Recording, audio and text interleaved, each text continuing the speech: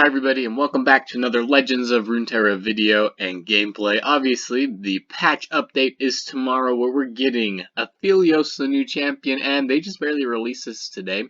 Contrary to kind of what's happened in the past, this video this video has sound attached to it, so I have to mute this here, otherwise it's just going to get into the way of me talking. But this is literally 2 seconds in. I haven't looked at anything. I have no idea what to expect here. We're at 65 views. Let's go ahead and look and see what we got. Aphelios. Okay. Alright, 1-cost card, the Flight. Elusive. Let's see. It is a playable card. Rare. Nexus Strike. Draw 1 and shuffle me into the top 3 cards of your deck.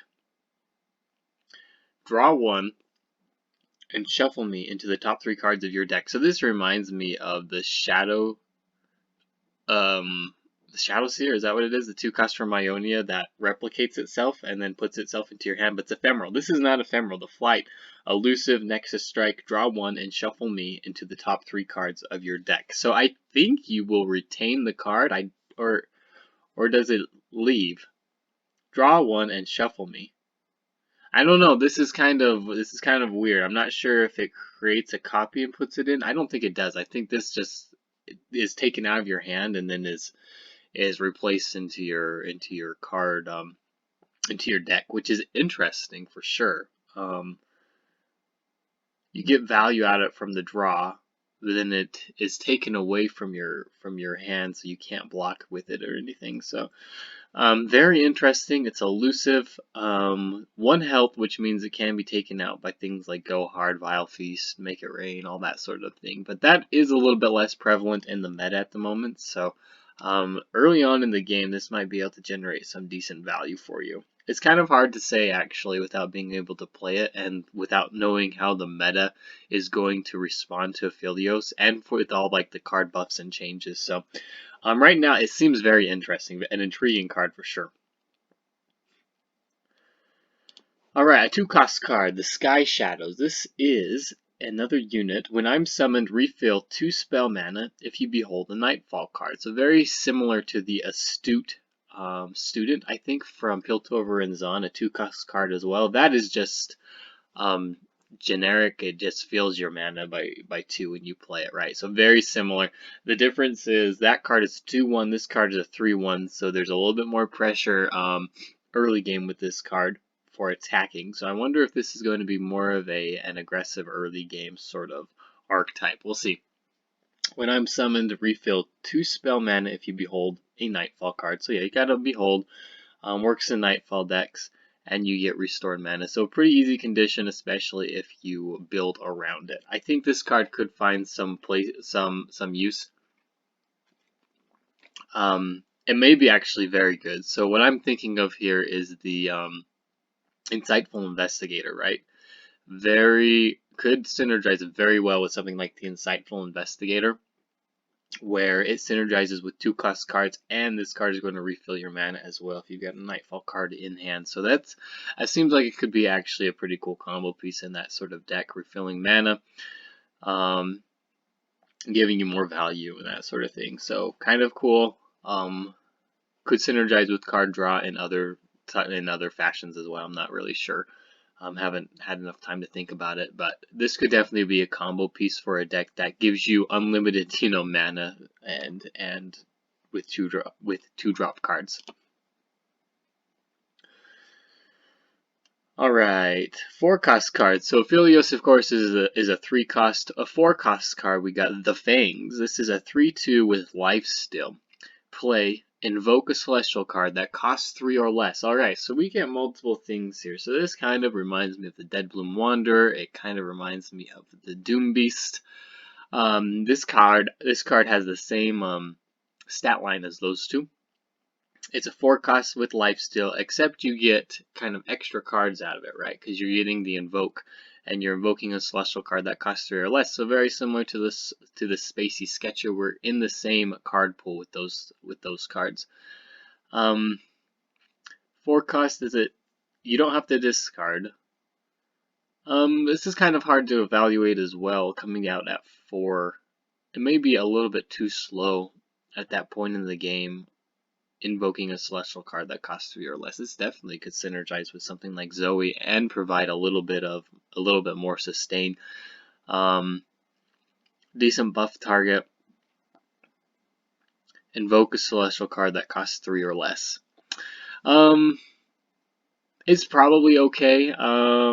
It's hard for me to kind of evaluate this as well, just because at turn 4, the earliest you can play this, you're invoking a celestial card that costs 3 or less. So you're kind of getting to late game at that point, and you don't necessarily want to be producing celestial cards unless you're running this in a Zoe deck, where cheap cards help to level her up. So I think in certain archetypes it's going to work, but in others maybe not. We'll see. Alright, let's see here. 5-cost card, the CLOVEN Way. Let's see. 5-cost with Overwhelm, 5/4. So generally these 5-cost cards should start to be kind of game-winning cards, in my opinion at least, just because they occupy the same place as a lot of strong champions do. So there has to be a very good reason to include these cards in the deck, where there are a lot of champions that are 5-cost. That's kind of my general opinion of a 5-cost card. Alright, so this is a Nightfall card. So more Nightfall synergy with things like Diana, with Nocturne, and with Aphelios, I believe. So Nightfall, we stun an enemy. If it's a follower, stun it again the next round start. Stun an enemy if it's a follower, stun it again the next round start. So this is very similar. I think Aphelios has a spell card, one of his moon weapons or whatever, that does this very same thing. So we're getting kind of synergy with Yasuo, more synergy in Targon with it, and this is a Nightfall card as well. Stun an enemy if it's a follower, stun it again the next round. So you can only target followers, so that is kind of a downside. And could be kind of situational as well if they've only got champions out. So in some cases this card could be useless. It still has Overwhelm though. And you could stun one of the bigger units to guarantee that you get a good hit onto the enemy nexus with this card. And then yeah, if it synergizes well with Yasuo or something, then you could take that enemy out potentially within 2 rounds or whatever. So seems okay. I don't know. I'm going to have to play this as well to see if it's going to be any good. It does seem kind of like it's going to be kind of niche with certain deck archetypes and things, but I don't know. Kind of hard to say. It just seems okay. Alright, oh hey, we got another landmark. This is actually a little bit surprising. Yeah, we got 3 landmarks in Targon, just to make sure this is Targon. Alright, 4-cost card, the Veiled Temple. Each round, the first time you play 2 other cards, refill 2 mana and grant your strongest ally +1/+1. Alright, so you guys remember the lab from a little bit ago that was like, it was like reaching the peak or climbing the peak or whatever? There was an ability with Diana, I believe, that was very similar to this card right here, right? Or there was at least, I think, 2 abilities. So each round, the first time you play 2 other cards, refill 2 mana and grant your strongest ally +1/+1. So here's more of that sort of card draw synergy, especially with that 2-cost card that we just barely saw. We're able to kind of get more and more mana usage with these cards out. This is a very intriguing card to me, just because you're going to be able to play so many. You can build a deck around this with relatively cheap cards and keep on refilling your mana. This could work really, really well with Piltover and Zon and like a bunch of cheap cards and targeted spells and abilities that are generally kind of cheap. So this seems pretty interesting to me. I'm definitely going to be building around this. And you remember as well, the Grand Plaza gives +1/+1 to all of the units that you're summoning in a round, right? This is kind of similar to that, just because this is a 4-cost card rather than a 3-cost, but you're going to be giving, if you are reliably able to play 2 cards, you're going to be, getting more mana and then also giving your strongest ally +1/+1. So it's very similar to that. We don't have Challenger, but there's some trade-offs, but kind of similar. Maybe, I don't think it's going to be as strong as Grand Plaza, especially since it's a 4-cost card, but I think this could be a very good card. Alright, let's go on. Past the Veiled Temple. Alright, Burst Speed spell. Alright, Starbone. A two cost again, so burst speed spell. If you behold the messenger, okay, that makes sense. That's blown. Grant celestial allies everywhere, +1/+1. So this makes more sense for that. What's it called? The one cost burst speed spell that puts 5 messengers into your deck. That makes a lot more sense now with all of these different cards that synergize with the 2 cost cards. And so yeah, it's definitely I guess pointing you in the direction to build around the messenger and 2 cost cards is what I'm seeing. If you behold the messenger, grant celestial allies everywhere, +1/+1. So this is going to fit in a very specific archetype. I don't know that this card is necessarily that good, just because you need to have there's a lot of conditions that need to be met. So one, you need to have the messenger out; it needs to be alive or in your hand, right? And then the second condition is to get actual value out of this, you have to have celestial allies everywhere on the board, whatever. You have to be producing celestial allies, right? And then you get +1/+1 to them. So I mean, it still works out. It should work for celestial cards that you create in the future as well. So I mean, maybe it works out. I don't know. It does seem like there's a lot of conditions, and you're going to have to build your deck in very specific ways to get this card to work. And I, for one, I'm not necessarily a huge fan of that type. I like more open-ended cards that allow me to work with a lot of different cards. This is very specific. You have to have the messenger and you have to have celestial units. Alright, Piltover's on. So we get our first sort of new card here. This looks like Thanos is like the gauntlet. It's not, I don't think. This is stress testing. 1 cost burst speed spell. Remove fleeting from all cards in hand. Wait. Remove fleeting from all cards in hand. When I'm discarded, draw 1 fleeting. Alright.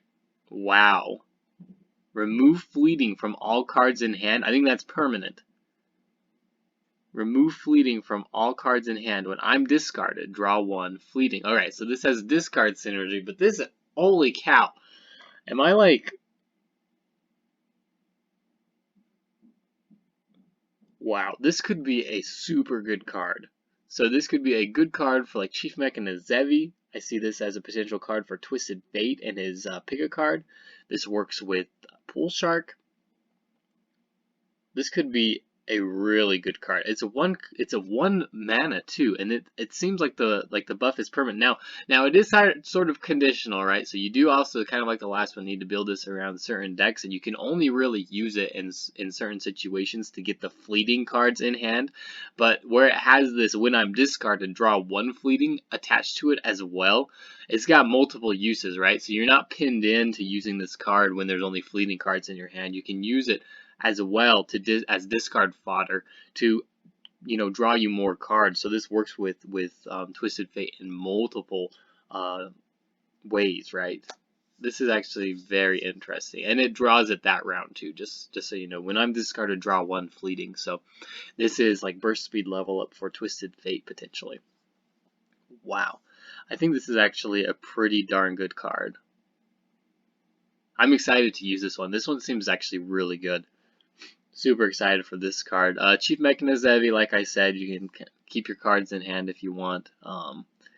Yeah, any other fleeting cards. Wow, that seems pretty good. Mystic Shot with Ezreal, although that basically turns that into a 3-cost Mystic Shot, but I don't know. Seems like a lot of use for this card. Alright, we got a Freljord card. 2-cost burst speed spells. So same as Troll Chant. So occupies kind of the same place. This is burst speed, same. Troll Gifts. Burst speed. Grant an ally regeneration. If they already have it, grant them +2/+2 instead. Wow, okay. This seems like a really good card all of a sudden. For the troll deck, just because they've got Overwhelm as well. It's a 2-cost. Like, okay, you could pair this with a whole bunch of champions. It'd be super good. Alright, I don't know actually how to, like, a +2/+2, so that seems pretty good. Regeneration, there's a lot of champions that could use regeneration. that don't have it. Fiora, for one. A buff deck with Fiora who already works pretty darn well in Freljord with frostbites and things, and give her regeneration, and all of a sudden, you know, she has the potential to be able to just heal every single round. And then, you know, if you include multiple of these into your deck, then it gives her +2/+2 instead, so just more buffs for her. This could be a really good card for Fiora. What else could this work on? Soraka, this could work on Soraka. Of course, you don't get kind of like the heal traditionally with it, but I guess more with Star Springs it would work. Anything with a lot of health is going to benefit greatly from this. Maybe I'm thinking too highly of this card right now. Maybe it won't work as well as I think it's going to, but this is a 2-cost burst speed spell with granting regeneration. So early on in the game, you can give it to something. It seems okay to me. Pretty good, actually. Gluttony. Alright, so this is a Shadow Isle. This with the Ravenous Butcher, right? A fast speed spell from the Shadow Isles. Kill an ally with Last Breath to summon a follower from your deck that costs 1 or more. Wow, okay, so you can actually build around this card. Now, this again, it has conditions that need to be met. So you need to kill an ally that has Last Breath in order to use this card. So how many units have Last Breath in the game? A lot of them cost, you know, 1 or up to 3 about. And so this would work well in Undying decks, but the problem that I see with this is that if you're including a lot of, in order to get use out of this, right, you kind of need to have a lot of Last Breath units in your deck. And actually, no, you can definitely build around this. You just don't. I don't think you want a lot of early game cards because you want to be able to ramp into bigger cards, right, to get value out of this 3-cost card. So this works with pretty well with Grizzled Ranger from Demacia. This works pretty well with the Undying. Yeah, I think you could actually find quite a bit of use from this. But yeah, like I said, you don't really want a whole bunch of cheap cards in your deck because you don't get a lot of value out of just summoning a unit that costs 1 mana. So I think this seems like a pretty good combo piece. We'll see actually how it works out in the future. Alright. Fists of the Dragon. Flurry of Fists, 3-cost burst speed spell from Ionia. Let's hope that Ionia gets some better cards. This may be the only one, but they got kind of screwed this last expansion, like with their recall cards. Did not seem like a good expansion for Ionia. So Flurry of Fists, a burst speed 3-cost spell. Grant an ally. So grants a permanent +1/+0 and quick attack. If it already has it, grant it double attack instead. So that makes sense why we got Flurry of Fists here. So which units in the game have quick attack that could benefit from it? From having double attack, right? Because Lucian already gets it. Draven. Draven actually would be a pretty good target for this. Because when Draven levels up, he's got Overwhelm. And so we can get, you know, two decent hits off onto the enemy nexus if he ends up killing a card. So this actually could work really well with Draven. Any other quick attack units with Overwhelm? Not that I can think of, but you could definitely pair this with a lot of cards from Noxus and make it a very good card. So grant an ally +1/+0 and quick attack. If it already has it granted. Yeah, I see this is working really well in a Draven deck, a Noxus Draven deck with Overwhelm. I know that the Fists of the Dragon already kind of had an archetype with Draven where you gave it Overwhelm itself and then were able to kind of get a OTK. This may be more support for that type of deck archetype.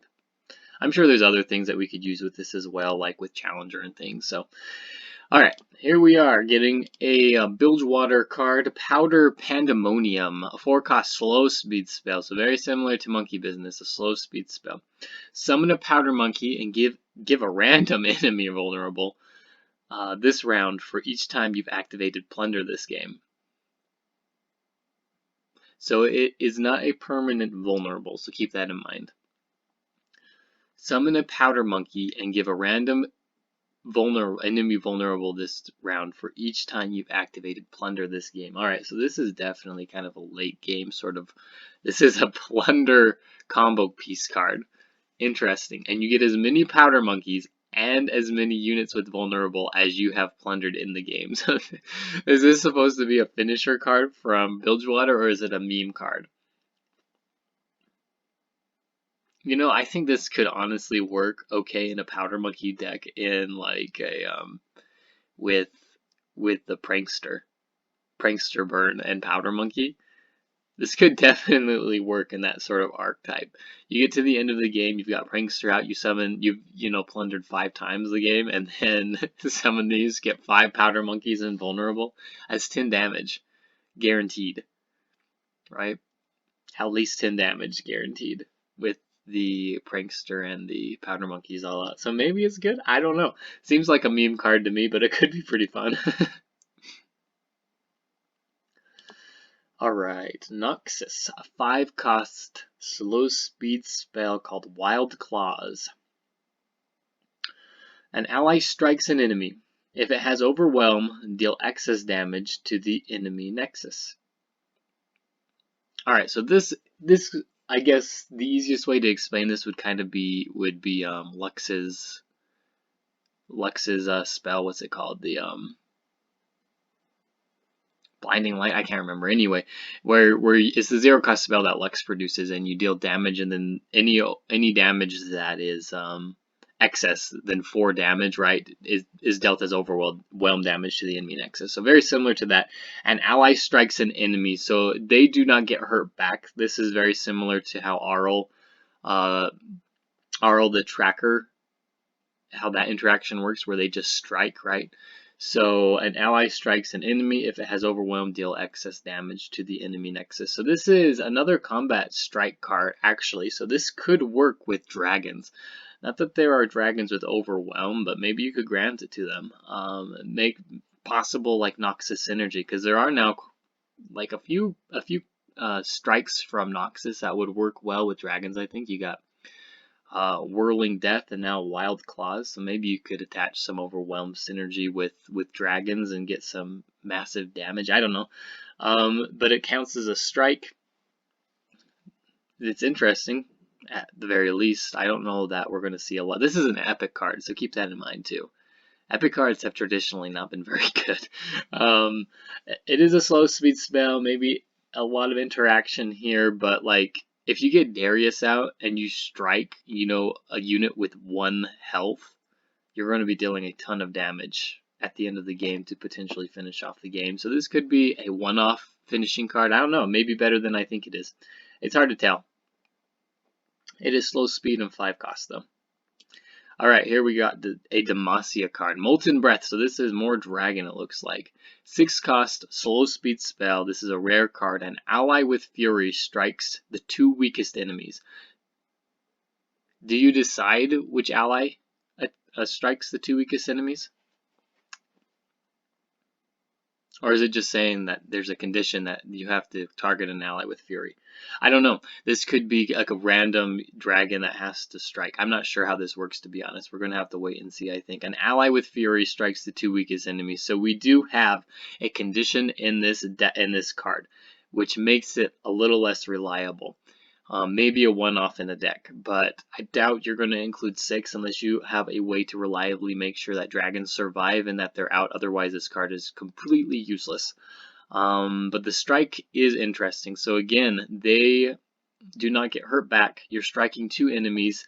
That potentially gives them more Fury procs and clears the board. So could be pretty good. This could be a level up card for Shyvana potentially, but I don't know. I don't see it really working super well just because there's so many conditions. You have to have an ally out with Fury, and then maybe it's random which ally with Fury is attacking. Who knows? All right, this card is getting a little bit long. All right, so we don't see Aphelios yet. We may get it in a second. This looks like the Sunforger. What's his name? The 4-cost, the new guy from Targon. Anyway, kind of interesting. Let's see if we get Aphelios. So this is going to be the end of this video. My overall impressions are there's some really cool combo pieces. This seems like a combo piece expansion, to be honest. There's a lot of combos that we got here. Every card or every region I think got a new card. And once again, this is just kind of like my initial reaction. So after I get a little bit of time to think about it and also kind of theory craft decks, I'm going to have a better idea of how good these cards are. Overall, they seem pretty cool. And hopefully, I guess they already technically released Aphelios. That's why they aren't showcasing him here. So if you guys, you probably have already seen the Aphelios and his card and everything. But there seems like a lot of potential here for some pretty interesting decks. We got one new landmark for Targon, so hopefully we get some updates for meta shakeup and nerfs and buffs and stuff to some cards that's already existing in the game. But this looks like it's going to be pretty fun to create some new cards. Give us a month of new decks and things to work with here, so pretty excited about that. And then we have the new region coming in March, so not too far away. Anyway, I hope you guys enjoyed this video. If you do, don't forget to like and subscribe to the channel, and we will see you tomorrow. Thanks.